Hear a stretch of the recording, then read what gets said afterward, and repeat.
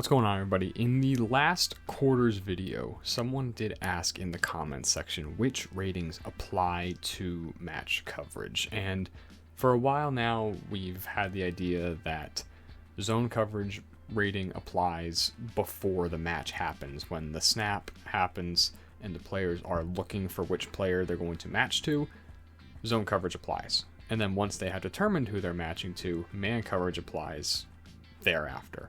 But we didn't have a great idea, and this person was asking what rating actually determines how fast the players match. And he said that he thought it was play recognition, but he said it didn't seem to be the case, at least last year in CFB25. And he asked me if I'd be willing to test it, so I went ahead and did very quickly. As far as my methodology went, we went into Dynasty mode, and I had to sim ahead 5 years so I could actually get to a point where there were no more NIL players, so I could actually edit ratings. Because what I wanted to do was min-max play recognition, man coverage, and zone coverage. So we had all kinds of different combinations to give 99s and ones at these particular ratings. So we had a spread of all these different types of players. Then I went into practice mode and I set up each player as the apex defender in quarters, which meant putting them at the slot corner position in the depth chart. And then I gave them 3 reps against the same play out of quarters, where they would have to sort through a variety of routes.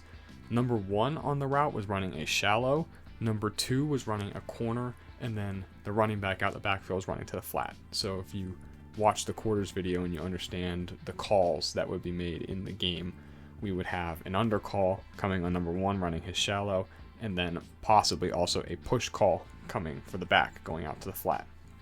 So I wanted to test how well the apex defender would react to all that information and determine how fast he would match.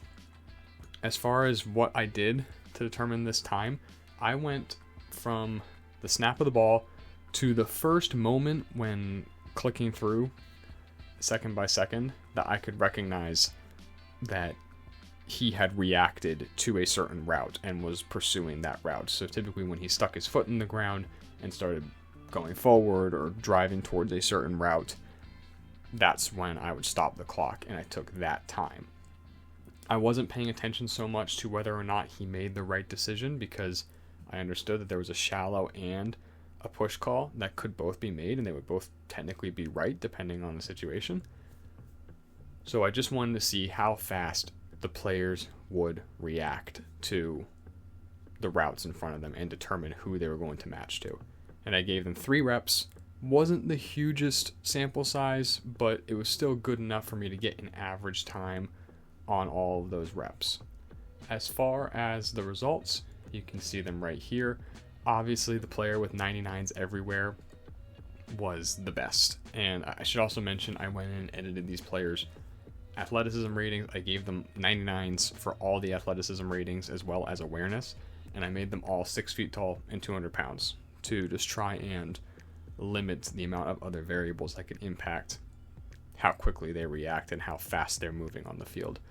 One thing that I couldn't get rid of, though, were abilities. There's really no good way to do this, so if they had like the blanket coverage rate ability that makes them really good in man-to-man coverage, I can't get rid of that, and there weren't enough blank players with no ratings and no abilities for me to edit, so that's just something that we kind of have to live with. I could go back and try and do that, but that would be a lot longer and a lot more tedious of testing for me to do, and I don't think that the ratings or any of the abilities impact how fast the players react and match.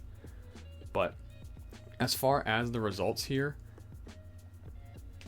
they're all pretty close together. We're talking half a second between the best and the worst time here, and the worst time is thrown off by a really big outlier that happened on the second rep. So if we kind of just throw that result out, we're talking 0.4 of a second between the best time and the worst time, and no player is going to have 1 man coverage and 1 zone coverage and 99 play rec. So overall, I don't think that there's a huge difference, at least in this situation where I tested, where they have to sort through a bunch of short routes that are all coming at them and react to them.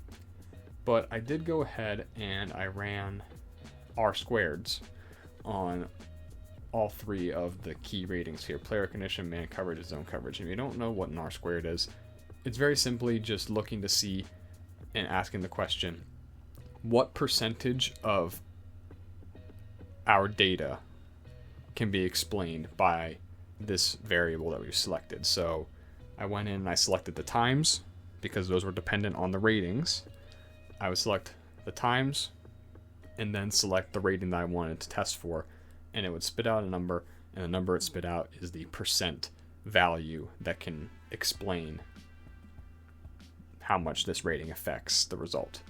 And the results were actually very interesting. Player recognition, which I kind of thought would be the rating that determined how much it would take for a player to match to another player, ended up coming in at 12.5-ish%, which is a decent R-squared to explain a good amount of the data.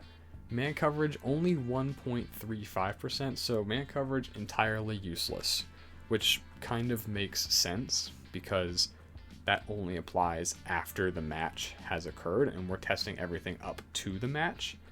The rating that had the highest R-squared was zone coverage, however.